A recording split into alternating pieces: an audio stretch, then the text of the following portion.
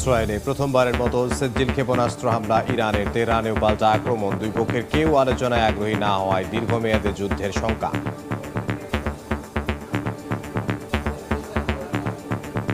ইরানেও পাল্টা হামলা ইসরায়েলের। আইআরজিসি সদর দফতরে বিস্ফোরণে আগুন। লেবাননেও আক্রমণ। সংঘাত বন্ধে শিগগিরই তেল আবিব বৈরুত বৈঠক। হরমুজ প্রণালীতে যুক্তরাষ্ট্র ও মিত্রদের উপর নিষেধাজ্ঞা থাকবে, ঘোষণা আব্বাস আরাকচির। জাহাজ চলাচলে নেটোর সহায়তা চাইলেন ট্রাম্প।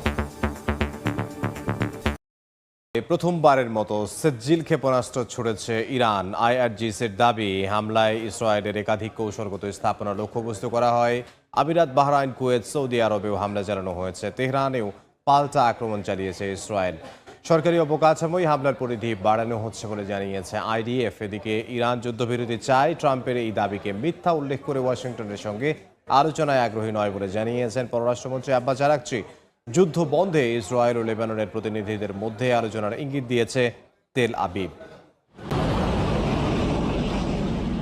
যুক্তরাষ্ট্র, ইসরায়েল ও ইরানের মধ্যে চলমান সংঘাতের মধ্যে প্রথমবারের মতো সেজ্জিল ব্যালিস্টিক ক্ষেপণাস্ত্র ব্যবহারের দাবি করেছে ইরান। ইসরায়েলের বিভিন্ন লক্ষ্যবস্তুতে হামলার সময় সেজ্জিলের পাশাপাশি খেইবার শেকান, গাদার, ইমাদ এবং খোররাম শাহ ক্ষেপণাস্ত্র ব্যবহার করা হয়। ইরানের দাবি, এই হামলায় ইসরায়েলের একাধিক কৌশলগত স্থাপনা লক্ষ্যবস্তু করা হয়। এর মধ্যে ছিল সামরিক শিল্প ও প্রতিরক্ষা অবকাঠামো এবং ইসরায়েলি সেনাদের সমাবেশস্থল। আইআরজিসির দাবি, হামলাগুলো নির্ভুলভাবে নির্ধারিত লক্ষ্যবস্তুতে আঘাত হানে। যার মার্কিন বিমান ঘাঁটিতেও হামলার দাবি করেছে আইআরজিসি। পাশাপাশি মার্কিন বিমানবাহী রণতরীকে সহায়তাকারীদের লক্ষ্যবস্তু করার হুঁশিয়ারি দিয়েছে বাহিনীটি। সেই সঙ্গে মার্কিন প্রেসিডেন্ট ডোনাল্ড ট্রাম্পকে চ্যালেঞ্জ জানিয়ে আইআরজিসির মুখপাত্র বলেন, সাহস থাকলে যেন যুক্তরাষ্ট্র পারস্য উপসাগরে জাহাজ পাঠায়। বাহরাইন, কুয়েত, সৌদি আরবেও আক্রমণ চালিয়েছে ইরান। বাগদাদ বিমানবন্দরে ড্রোন ও রকেট হামলা হয়। কুয়েতে বিমানবন্দরেও ড্রোন হামলায় ক্ষয়ক্ষতির খবর পাওয়া গেছে। এদিকে যুদ্ধ বন্ধে যুক্তরাষ্ট্রের সঙ্গে আলোচনায় ইরান আগ্রহী নয় বলে জানিয়েছেন দেশটির পররাষ্ট্রমন্ত্রী আব্বাস আরাকচি। আমরা স্থিতিশীল এবং শক্তিশালী।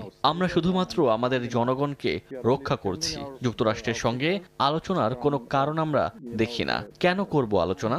কারণ তাদের সঙ্গে আমরা আগেও আলোচনা করেছিলাম, কিন্তু হামলার শিকার হয়েছি। মার্কিনীদের সঙ্গে আলোচনার অভিজ্ঞতা ভালো নয়।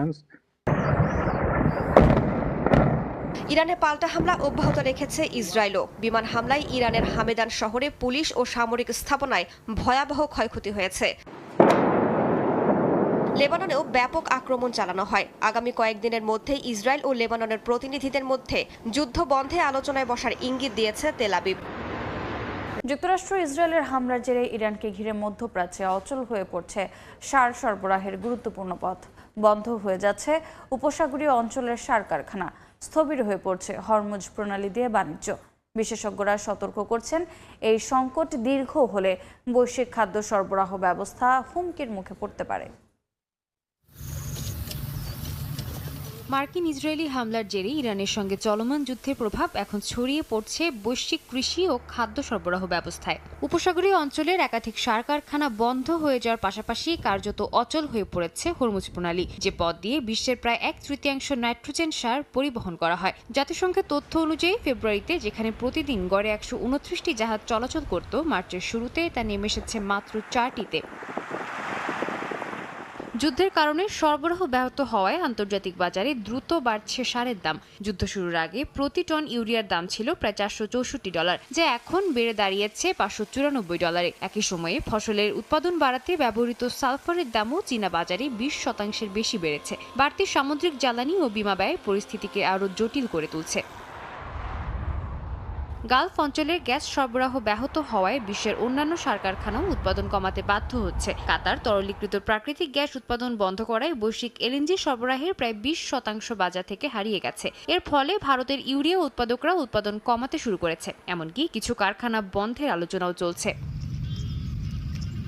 এই পরিস্থিতিতে সবচেয়ে বড় ঝুঁকিতে রয়েছে দরিদ্র ও উন্নয়নশীল দেশগুলো। জাতিসংঘের এক প্রতিবেদনে বলা হয়েছে, Sudan, Sri Lanka, Tanzania, Somalia, Kenya ও মোজাম্বিক এই দেশগুলো উপসাগরীয় অঞ্চলের সারের উপর সবচেয়ে বেশি নির্ভরশীল।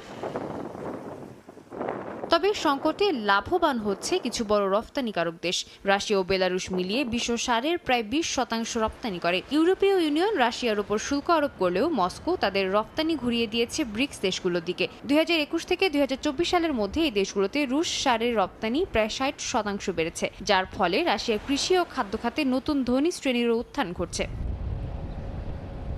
এদিকে সংকট নিরসনে এখনো স্পষ্ট কোনো পরিকল্পনা দেয়নি ওয়াশিংটন। তবে ইরান যুক্তরাষ্ট্র যুদ্ধ চলতে থাকলে হরমুজ প্রণালী দিয়ে বাণিজ্য কার্যত অচলই থাকবে বলে মনে করছেন বিশ্লেষকরা। পাশাপাশি বিশেষজ্ঞদের মতে এই সার না থাকলে বিশ্বের প্রায় অর্ধেক খাদ্য উৎপাদনই ঝুঁকিতে পড়বে। মধ্যপ্রাচ্যের গুরুত্বপূর্ণ জ্বালানি পথ হরমুজ প্রণালী নিয়ে নতুন অবস্থান জানালো ইরান। তেহরানের দাবি, এই প্রণালী সাধারণভাবে সবার জন্য খোলা থাকলেও যুক্তরাষ্ট্র ও তাদের মিত্রদের জাহাজ চলাচলের ওপর নিষেধাজ্ঞা থাকবে। চলমান যুদ্ধ পরিস্থিতির মধ্যে এমন ঘোষণা দিলেন দেশটির পররাষ্ট্রমন্ত্রী আব্বাস আরাকচি। এদিকে হরমুজ প্রণালীতে জাহাজের পাহারায় ট্রাম্প প্রশাসনের পক্ষ থেকে জোট গঠনের ঘোষণা আসতে পারে বলে জানা গেছে। মধ্যপ্রাচ্যের কৌশলগত জলপথ হরমুজ প্রণালী নিয়ে বড় ঘোষণা দিয়েছে ইরান। স্থানীয় সময় রোববার দেশটির পররাষ্ট্রমন্ত্রী আব্বাস আরাকচি জানান, এই প্রণালী আন্তর্জাতিক জাহাজ চলাচলের জন্য উন্মুক্ত থাকবে। তবে যুক্তরাষ্ট্র ও তাদের মিত্র দেশগুলোর কোনো জাহাজ এখানে চলাচল করতে পারবে না। লন্ডন ভিত্তিক সংবাদ মাধ্যম আল আরাবি আল জাদিদকে দেয়া সাক্ষাৎকারে তিনি একথা বলেন।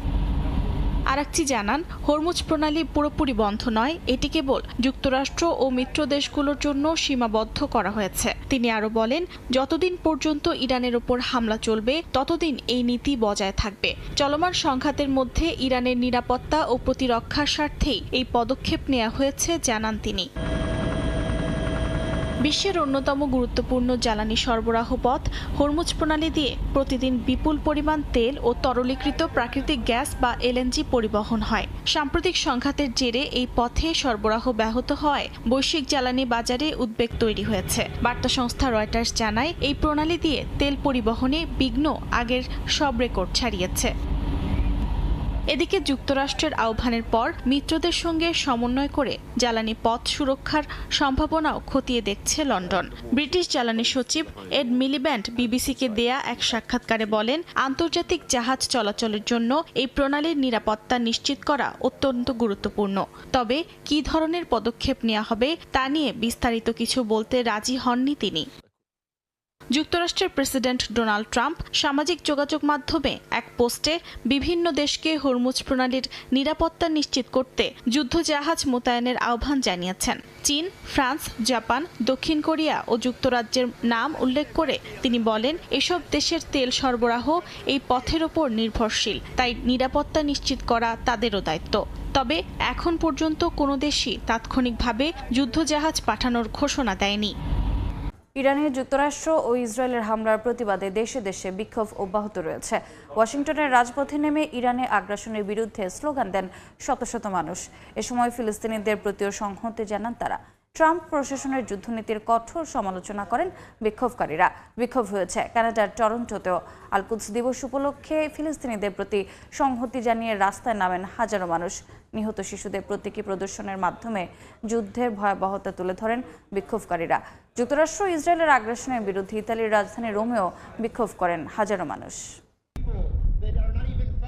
ইরান ও অবরুদ্ধ গাজায় আগ্রাসনের বিরুদ্ধে জোরালো প্রতিবাদ জানিয়ে ওয়াশিংটন ডিসিতে বিক্ষোভ করেন কয়েকশো মানুষ। ইরানে চলমান যুদ্ধ বন্ধের আহ্বান জানিয়ে বেসামরিক ক্ষয়ক্ষতির নিন্দা জানান তারা। ইরানে চলমান হামলাকে অযৌক্তিক আখ্যা দিয়ে ট্রাম্প প্রশাসনের যুদ্ধনীতি ও সামরিক পদক্ষেপের তীব্র সমালোচনা করেন বিক্ষোভকারীরা। এছাড়া ফিলিস্তিনি জনগণের প্রতি সংহতি জানিয়ে গাজায় মানবিক সহায়তার আহ্বান জানানো হয়।